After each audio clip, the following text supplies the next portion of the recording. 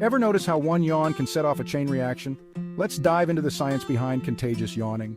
First, what is yawning? It's a reflex that involves opening your mouth wide and inhaling deeply, often triggered by tiredness or boredom. But why is it contagious? Research suggests yawning might be linked to empathy and social bonding. When you see someone yawn, your brain subconsciously responds. Studies show that the more empathetic you are, the more likely you are to yawn when you see someone else do it. It's a way of connecting with others. Another theory, yawning may help cool your brain. When you inhale deeply, it increases blood flow and helps regulate brain temperature. And did you know animals yawn too? Dogs, cats, and even some birds can catch a yawn, showing that this phenomenon goes beyond humans. So next time you yawn and someone else follows suit, remember the fascinating science behind it. Don't forget to subscribe for more fun facts.